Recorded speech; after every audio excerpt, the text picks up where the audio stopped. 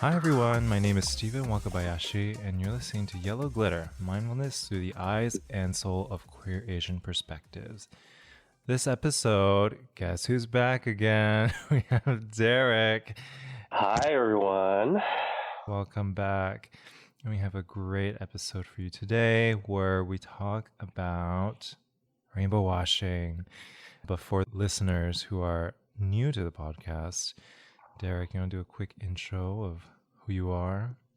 Hi, my name is Derek Tran. I reside in Los Angeles, business owner here. My pronouns are he, him, and I'm interested in activism, any sort of subjects, I guess. I don't even know what to say. It's so awkward. Hi, my name is Derek Tran. I like long walks on the beach. Just read what's on your Tinder profile. Oh God.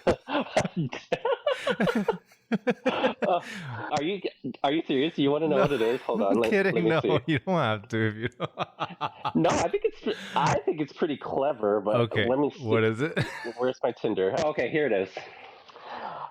I like my men like I like my pizza. Borderline cheap, cheesy, not too saucy, thin but meaty, and New York style. That's funny. I mean, give it a little personality. I mean, I've seen Tinder profiles with just their height and their Venmo handle, which is, I don't even know. I just see the ones with emojis and nothing else. Oh God, those are the worst. Why do gay men communicate only in emojis? It's another language. Oh my God, it's so reductive. It's just like they can't communicate. Top they can't now verbalize well exclamation enough. point. Exactly. There's always a peach emoji. Peach tongue lick, Yes, water oh my droplet. The eyes looking to the left or whatever. That is so funny. Well, yeah, okay. Let's get into it. So, first part of our podcast, what we normally do is to talk about everything that is COVID pandemic, since we're still in the thick of it. And lately, in the past few weeks, it seems like New York, California, and many other states started to reduce their mask mandates altogether. At least in New York City, where I live, the mandate is if you've gotten both vaccinations, you don't have to wear masks. But it's also up to the individual businesses to set up mandates and restrictions needed. Today, I took it to get groceries this morning. I usually go in the morning when it's really empty. And there's a bunch of people who had no masks on. It's a little nerve-wracking, I will be honest. Yeah. After a year of wearing masks. It's the same thing here in Los Angeles. The mask mandate was lifted on June 15th. So you're required to wear it in public areas like subways, bus stations, schools, and also it is up to the individual businesses. But what's tricky is you don't know who's vaccinated. Yeah. So I'm like, I get it, but I don't get it. I mean, at the gym alone, I will say it was very nerve-wracking because barely anyone was wearing a mask. And I know from experience, men there tend to not wash their hands after using the restroom, so you just never know what you're breathing in. So I'm keeping the mask on just to. Oh, and the equipment, they don't wipe anything down. Exactly. I would just add with the COVID pandemic is just to be more conscientious of what's happening all around the world too. And while we are reducing restrictions, I think we just have to be uber careful of when travel starts picking up again, which was really the main precursor to the pandemic. And most parts of the world, which is a sad reality, are still struggling tremendously with COVID vaccinations and just keeping their people healthy. Like India? Yeah, India, Asia, many parts of Asia, actually. South America especially, they're having a very difficult time. Yeah. I think Biden pledged 500 million doses to South America. Well, this administration is another thing. Pledge versus do, I think. Yes. Yeah, I'm like, pledge all you want until you actually send it. Don't talk about it. Mm. So the topic of today's podcast, right, that we've seen more and more lately has been the concept of rainbow washing, where at the strike of June 1st, right, on the dot, all of a sudden, all these corporations start introducing all of their rainbow laden logos, their marketing collateral, rainbow merchandise. Target even started selling this in May. And we're not even hitting the stride of Pride, which is typically the end of June. And just so much has already happened that corporations have been doing. And it just hasn't been sitting right, especially with many of us in the queer community. I just want to ask you, what are some of your thoughts? It's all just a money grab. I think we all understand how business works and how there's a lot of gray areas in making income, but there are certain companies like American Airlines, they donated something like $45,000 to Mitch McConnell, and you know where he stands on gay rights. AOC was calling out on Twitter all these different companies that had rainbow logos. And I think the interesting one was Raytheon, which is a defense contractor. They make weapons, they make guns, they facilitate war. And they also donated to Republican parties that opposed trans rights, queer rights. And yet, surprise, surprise. Yeah, and yet they have a logo that's rainbow. And when I go back to it too, I post on LinkedIn a couple posts about it that have been getting a lot of traction. It's about 8,000 some likes on LinkedIn, which is crazy. Whoa. Yeah. And it's interesting because you see so much discussion happening on the post across the spectrum, right? There's, yes, a lot of folks in the queer space, allies, queer folks, all agree. It's just too much, especially given the times when we are still fighting for liberation, especially for trans folks who have their rights stripped and taken away in many states. These companies putting up all these logos at the same time, there is no action behind the words whatsoever. Are they donating money? Are they making their companies safer for queer folks? Do they have healthcare provisions for their trans employees? And then the other flip side are the people on the post that talk about, well, you can't talk down these companies like that because they're not going to donate anymore if you are being so difficult. A great example of this is Converse. For several years now, during the month of June, they released some sort of Pride edition where, you know, a rainbow is slapped onto a pair of their shoes. Converse is a subsidiary of Nike, and there's a great app called Goods Unite Us, and great. they actually, it's an amazing app where, and sponsor us if you can. Hey, but it's a great, it's a great app, and it'll show you how individual companies as well as celebrities, how they donate to certain political parties. And it's even comes to the point where they'll signify if they stopped donating PACs to politicians that didn't verify the election, which is kind of amazing. It's great just to put in companies, and it's mostly for well-known established companies, but just putting that in to see who are they funding. They actually used to have more data in terms of how much, the actual quantifiable amount. I think it may have incited some stuff, rightfully so, but they just say, hey, this company donates to these people, and these are the order of ranking of how much in terms of whatever they've donated. It's kind of eye-opening, right? You're like, oh, it really is. Goodness, these companies donate to both parties, but sometimes I can't believe you donate to Republicans at all. Yeah. To circle back to Converse, they are basically co-opting the rainbow flag, and yet their donations are basically 50-50 to Democrats and Republicans, yet they have this money grab during June just to grab them gay dollars. It's crazy because I have another example where Bluestone Lane, an Australian coffee company, they sent an email to me about a new coffee that they're announcing. And I was like, okay, this is interesting. It's just like a coffee bag with a bunch of rainbow hearts on it. And I just wanted to explore, you know, what was on the website, what was the purpose behind it. And one, this is the most expensive coffee they sell. So using the rainbow to validate the expense of this product. And for coffee drinkers out there, you know the difference between single origin versus just a blend, right? And blends are Hmm. typically cheaper. This was a blend coffee that was on par with the most expensive single origin coffee that they have. And the fact that there's companies out there who try to validate, hey, yeah, we're going to try to donate the proceeds, but we're also needing to increase the prices because we have to cover the costs.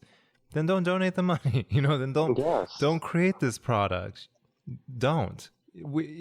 There is no need to have to still profit in order to donate to funds, right? That Hmm. that part I think companies need to have a reckoning with.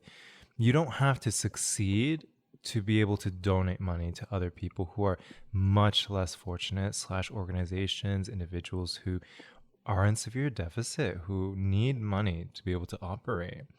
This concept of performative allyship, right? Well, some companies, right, they don't even perform. And all they're trying to do is this virtue signaling of, hey, look at us, we're conscious.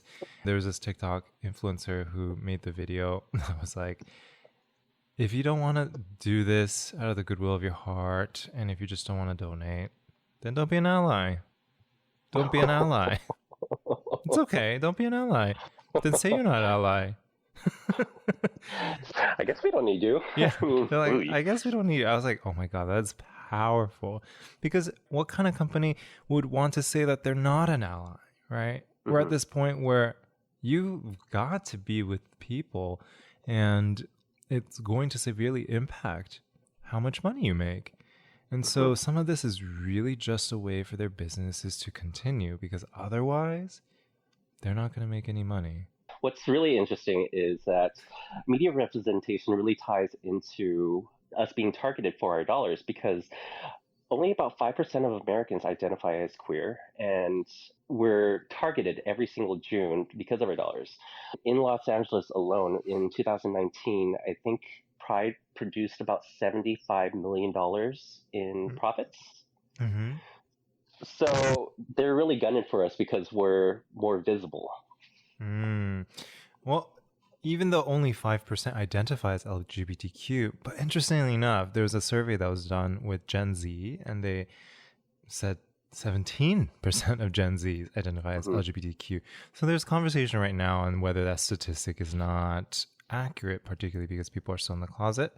But anyway, in terms of overall reach, there are a lot of allies who identify as either a very close friend, a relative, or somebody that's very supportive of somebody LGBTQ in their lives.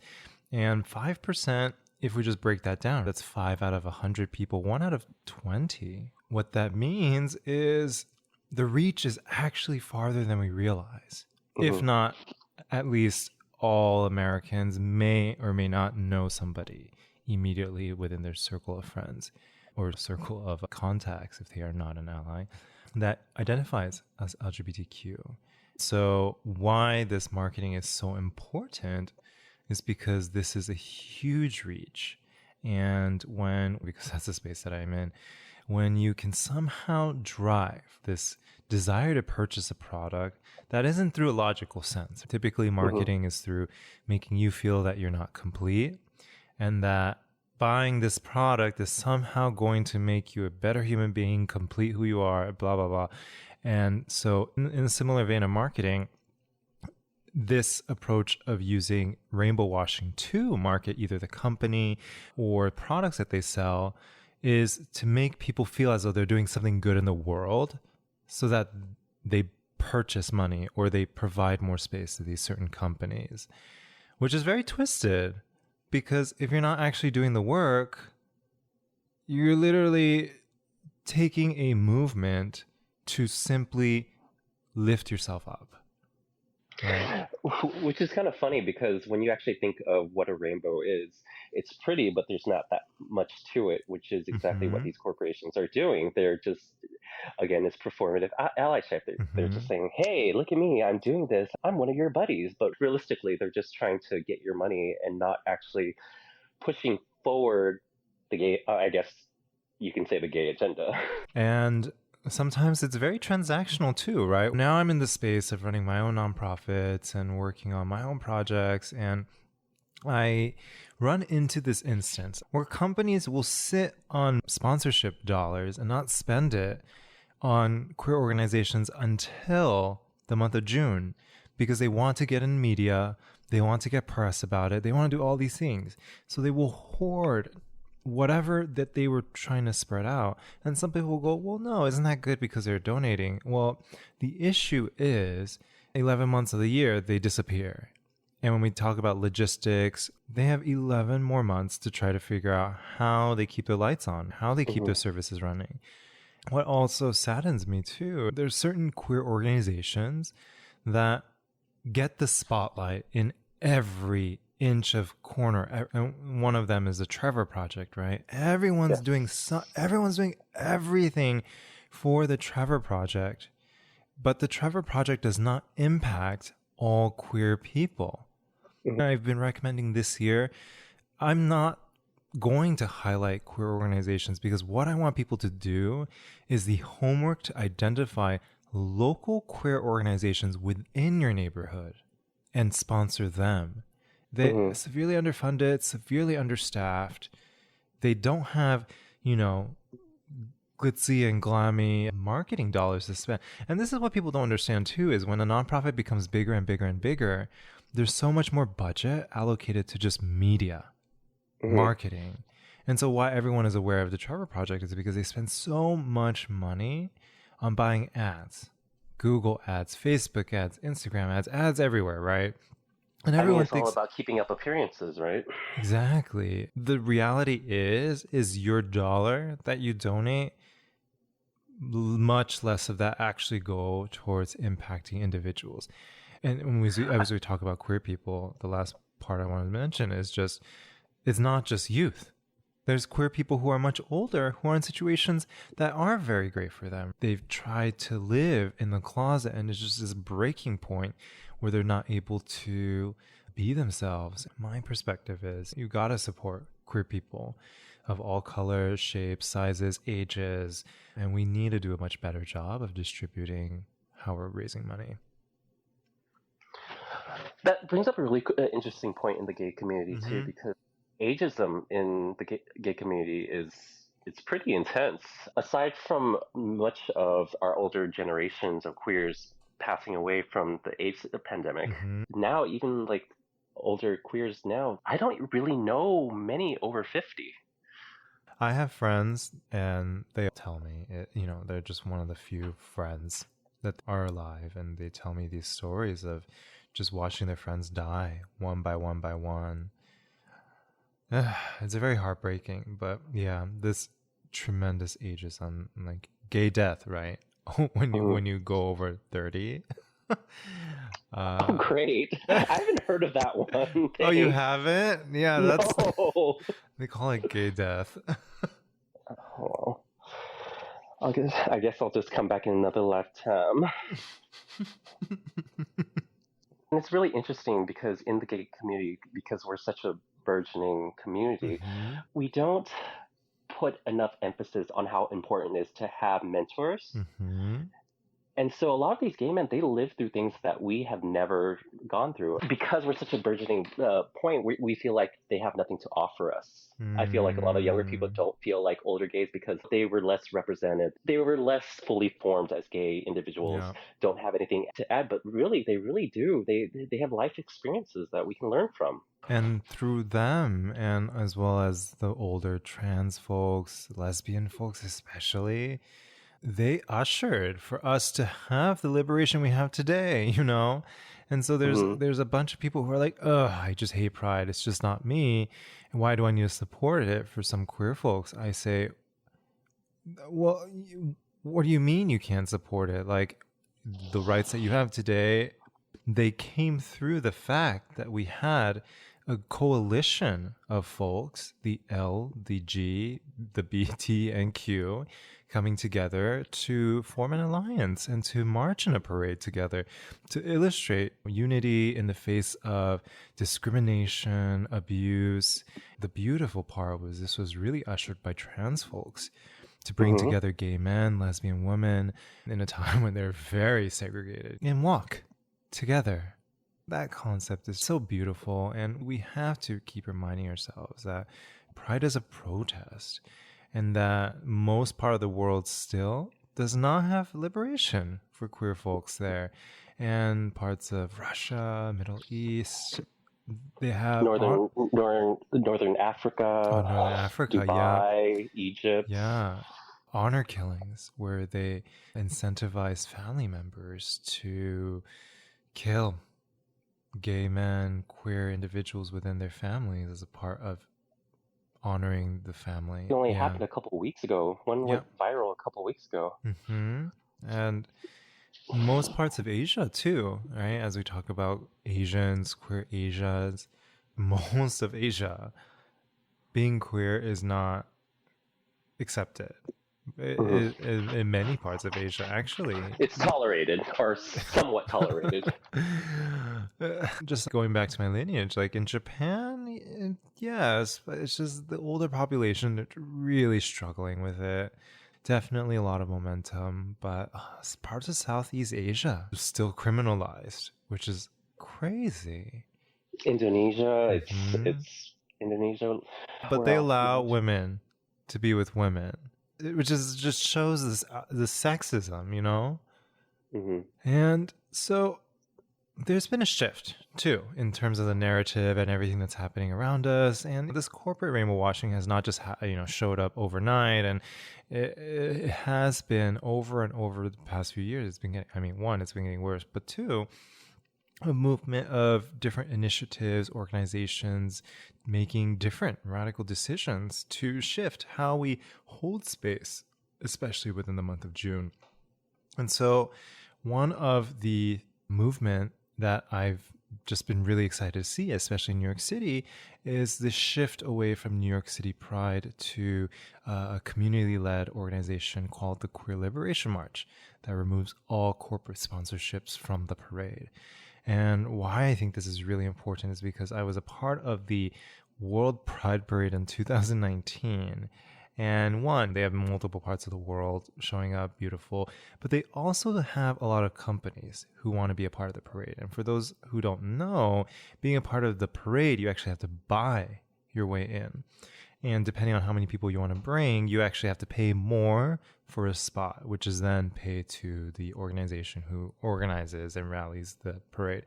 But anyway, New York City Pride took on way too many people. And from what I observed, way too many organizations. And so many of the organizations that are invited to show up, that are more grassroots organizations that do work in the queer space, ended up marching at 10, 11 p.m. in the evening. And in the US, our Pride parades are usually in the mornings, afternoons. And it was crazy because I was waiting to go with them, my friends walking with their organization, and 1 hour had passed. We're like, okay, this is odd. 2 hours had passed, 4 hours passed, and just no movement whatsoever. Yikes. Yeah, and then I had to go back home to run a support group because I was not expecting to, I've walked in many parades in 1 hour, sure. But anything past that, it's just, I've never really seen that before. But yeah, they ended up being delayed about 5-6 hours. And the people who walked towards the end of the parade just walked to empty streets in darkness. And it's just, yeah, I really didn't agree with that. And the people who show up in the afternoons are put on YouTube, right? It was live streamed, all these beautiful photos. Who gets it, right? The corporations, right? Google, Facebook, Apple have all these floats and all these people on it. They get all these pictures taken, and then they go home. And then you leave what's left for the people in the back, which is absolutely horrendous. And so, long-winded answer to, I'm just really excited to see at least what our communities are organizing to help combat corporate sponsorship within our space. I really love that because up until more recent years, I've always felt like Pride was always very hollow and Mm-hmm. very juvenile display of our bodies, our partying, our drinking, Mm-hmm. and flags. From my own experience, I was a little apprehensive of the rainbow flag because that's what I connected it to. It Mm-hmm. wasn't until the last couple of years where we've really taken back what pride means that I've taken more pride in the rainbow flag. Mm. Yeah. And if you look up, so pride parades are becoming more prominent in Asia, which is great. But if you Hmm. even just Google search Asia Pride or Taipei Pride or all these different countries and their pride parade, what you see are just the muscular people, right?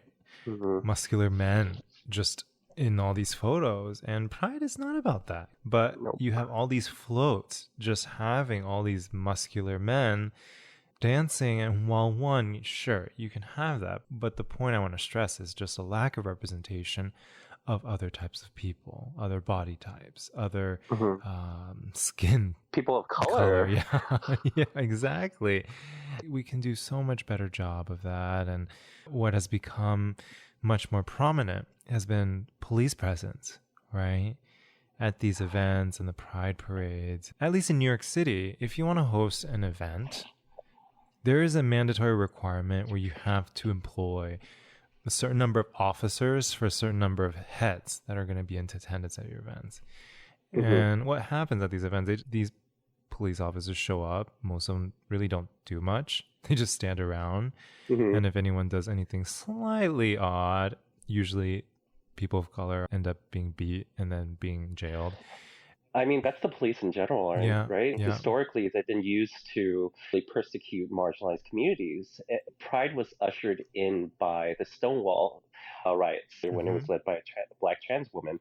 It was because all these people were beat and violence toward our community that the following year was the first Pride. Mm-hmm. That's exactly why we don't want police at Pride. They're more than welcome to come if they're not uniformed, which Mm-hmm. shows that they're supporting us and that they're allies. But just the uniform alone has become a symbol of oppression. Mm-hmm. It wasn't until many, many decades later, until the past, I think it was this year or the year before, where the New York City, the NYPD said that what they did at, Stonewall was not right. And I'm like, how long did it take for you to realize this? Meanwhile, like pride has gone on for many decades. I mean, we can talk about Juneteenth finally Mm. being being announced. So While Columbus Day is still a holiday. yes. So owning up to accountability isn't exactly our forte. Hmm. I do agree in the shift away from policing, which is great.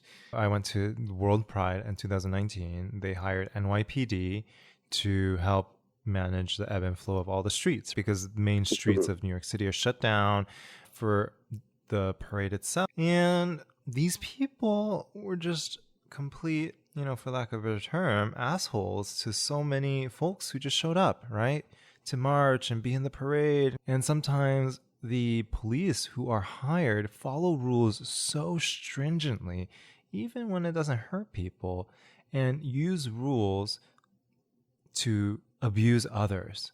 And that's the Mhm. crazy part, right? When something is really clearly not hurting people, especially protests, for example, right? Yes. In protesting, you can only be in a certain spot during a certain time under certain permits. And pray to God, should you break any of them, you are violating many, many different rules and laws and regulations that were also enacted by other people in power who, we don't have to go there, but it's just many layers of inequity.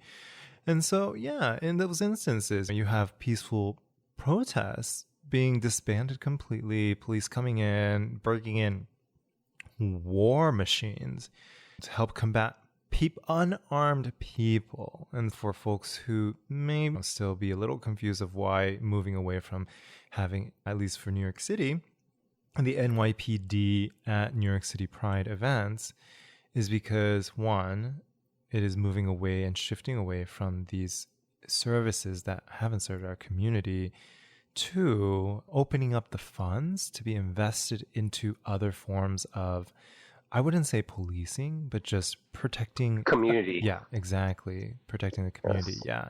And so ranging, right, from medics to marshals, just like a bunch of different people that help the protest, parade, whatever the event is, and keeping people safe as top priority versus policing people. This shift away is more of a holistic approach to event management and helping to ensure everyone's protected and safe.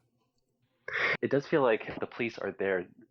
It does make it seem like there is going to be something that wrong that goes in this situation where there's some sort of violence. But like most prides, I haven't heard of real violence aside from a San Francisco shooting a few years ago during Pride. I'm just like, this is bonk. Mm-hmm. Yeah. And so the last part is just, what do we do now? Like, all these things are happening.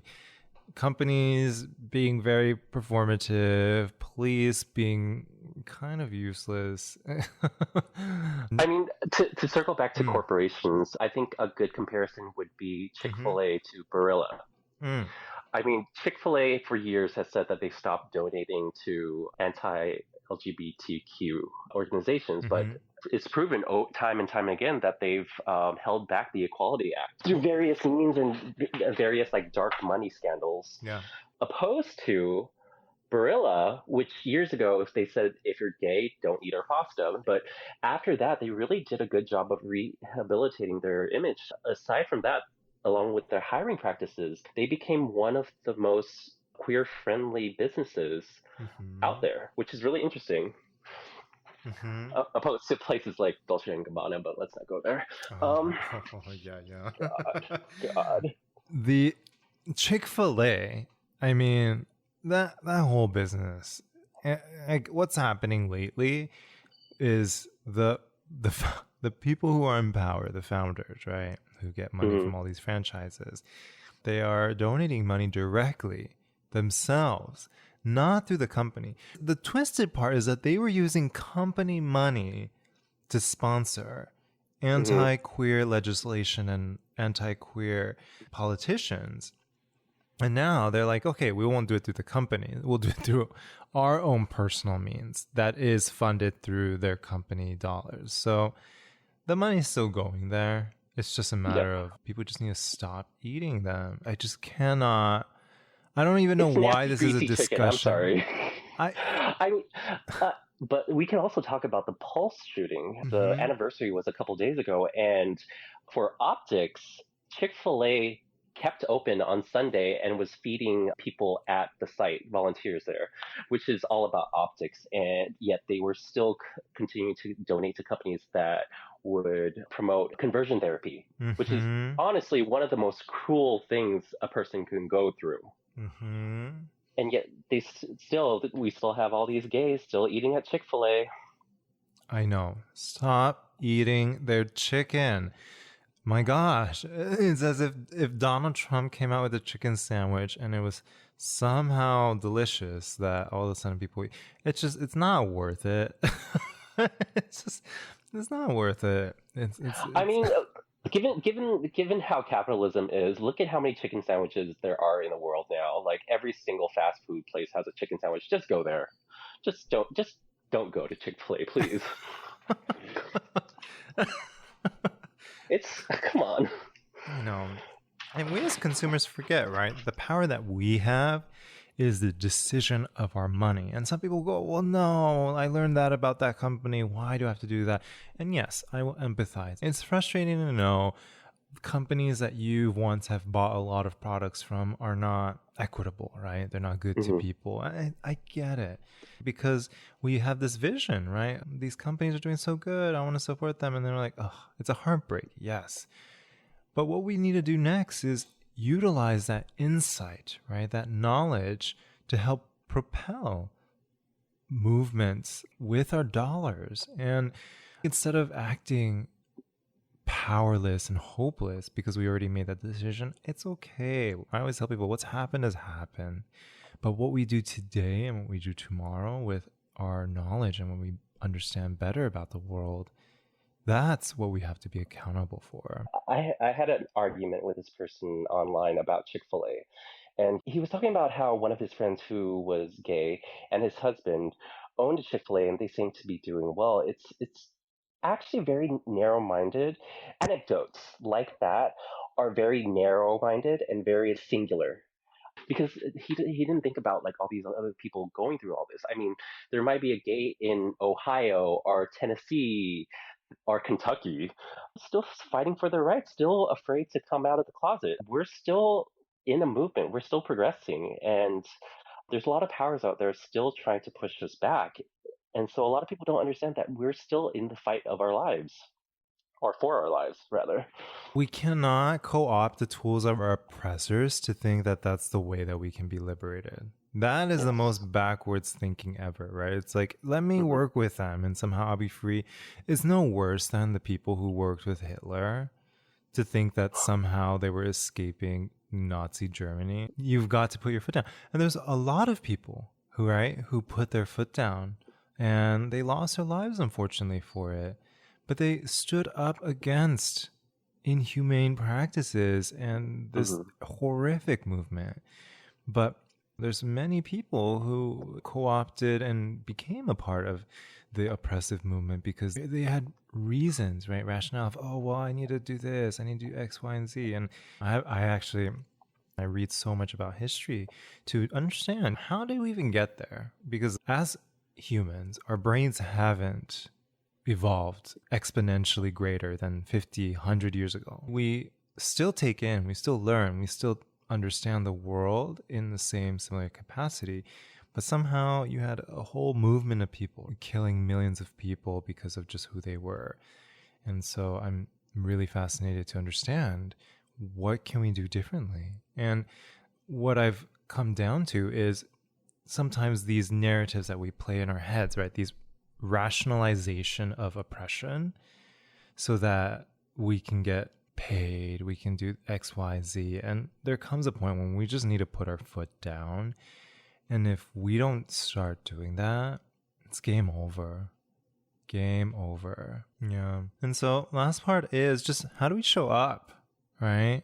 How do we show up? What do we do? And I guess it, ladders up from what I just mentioned of just putting our foot down and just standing up against intolerance, standing up against companies that have poor practices, whether it's because they're donating money to politicians who are opposing queer liberation, or they just don't have support or rights afforded to people within internal of their company. Even small things like just being yourself and being your queer ass self. There might be someone out there looking at you, wishing that they could be like you and striving to be in your situation right now. And we never have to change who we are to get the basic fundamental freedom that is afforded to every human. We don't have to talk any different. We don't have to say anything different. We don't have to color our hairs a certain way. We don't have to be anything. Just be yourself. Yeah, just be yourself. And the freedom that you should be granted just to be yourself, that should be a right that is afforded to everyone. And so for people who sometimes question themselves or code switch, trying to adjust who they are in different spaces, my challenge to you is asking yourself, who are you prioritizing? Why must you prioritize other people for the sake of your own self-expression and show up authentically? The last part is just, for any allies listening, how do you show up, right? The first advice is allyship is not something that you claim, but you exemplify. Whoever you're allying to, those are the people that signify your allyship. Those are the people that verify that your allyship. You can't just say you're an ally and just be one. You have to show up. You have to do the work, right? Yes. I'm an ally this month and then literally have done nothing. I'm like, it's all over LinkedIn. I'm like, this is crazy. Going back to ally is focusing on the work, really focusing on the work, right? It's not about rainbows. It's not about wearing a rainbow. It's not about signifying to others that, oh, look at me. Look how I'm here to accept you. No, show what that acceptance looks like. Show what does it look like to be a friend. If you have no queer friends and yet you are wearing a rainbow in the month of June, like, look at me, I'm an ally. I think there's another question to ask is, why don't you have any queer friends? Right? Not about wearing the rainbow, sweetie. And so show through action versus your words and lead by example. That's allyship in general, right? Like you have to get to know more perspectives and more people of just different walks of life. That's the only way you can ever become truly open-minded and supporting other groups. It's those people that only hang out with people like them. Those are the people that have no real outside perspective. So how can we expect them to be an ally? Absolutely. And I mean, that's a great tip for just folks in the LGBTQ community, just observing who are you friends with and who are you surrounding yourself with too. If you take a group photo and you can't pick yourself out from a dozen people, I think there's an issue there. I think you need to open your friend circles to other groups. Yeah, absolutely. And there's no, right? What social ladder are you trying to climb? Nobody, at the end of the day, nobody who matters cares about that. No amount of abs in a photo is, I mean, to be honest, right? I chased that for a long time, you know? I'm like, oh my God, look who I'm friends with. Look, and now I'm just like, what does it matter? I don't take that to the grave when I die. Like, nobody's dying with me, you know? Nope. And so it's like, why? Why chase after that? Why chase after the solace of all these people? And at the end of the day, the people who matter aren't going to care about that, you know? It's all very shallow. It's very shallow, yeah. And if we just keep doing that and chasing after people who care about that, right? What? They're just going to keep judging you based on visual appearances. And it's the biggest lesson I've learned is just for the longest time, I was like, no, I have to be, muscular. I have to be all this, blah, blah, blah, blah, blah, so I can attract, whoever of my dreams. But the person who's going to matter doesn't matter to them. But the people who that matters to, the instance, you gain 5 pounds, they're gone. Instance, they find somebody else who is more chiseled, more muscular, skinnier, whatever it is. They're just going to leave for that. And so when we base so much of our decision on these very external, vapid attributes, sometimes what you chase with that honey is not always the best thing. It's very intoxicating, though. We have to be honest. It's very intoxicating. These clout chasers, they're intoxicated by this fame or this popularity or this just visual aspect of these people. I mean, if the last year didn't prove, all these influencers are very shallow. I mean, nothing else will prove it. And you can't carry that with you anywhere. We're all gonna at one point grow older. That's fact. We're going to grow older. There's a huge discussion within the accessibility movement where all of us are going to suffer a disability to a certain regard as we grow older. That's fact. And our bodies, it's going to shift. And that's fact, And when we start to decouple away from this concept that our identity is our body, I think that is another form of liberation too, where it is becoming aware of all these other aspects of us, right? Our consciousness, our relationships, so many things that are outside of us. And yeah, anyway, at least for allies within the queer community and for other people outside of it, just show up. So we've talked about a lot of stuff. Derek, any last words of wisdom, advice for our listeners? Final takeaways, because it's Pride Month, just be as queer as you can be. because there's someone out there looking at you right now, wishing that they were in your shoes, wishing that they were in your position, wishing they could be as liberated and as free as you are free to be. I think one area of marketing corporations do is toxic positivity without real in-depth looks at the struggle that gays have gone through. It's just like, oh, rainbow flag, yes, we're all happy and we're all like, ooh, la la la, but it doesn't really. It's very shallow, and there isn't a deeper dive into the struggles that we have gone through or are still currently going through. And last bits from me. Just celebrate you. This month is about pride and about liberation, and especially for queer folks, it starts with you. So this month, celebrate you, do you, enjoy life. Yeah, be joyous.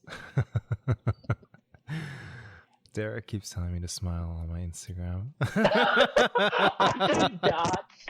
We're living in a post telling people to smile world. Okay, I'm just saying, like,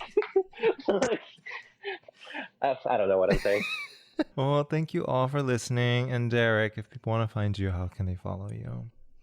You can find me through my Instagram, Find Your Fearless. And then if you want to find me, you can follow my Instagram at Steven Wakabayashi. And then I'm also on Twitter and other spaces, either at Steven Wakabayashi or at Waku, W-A-K-U-U, because my name is not, it doesn't fit within their guidelines. So with that, thank you all for listening. Have an awesome rest of your Pride season. Shine, be who you are unapologetically, and we'll talk to you later. Bye. Bye.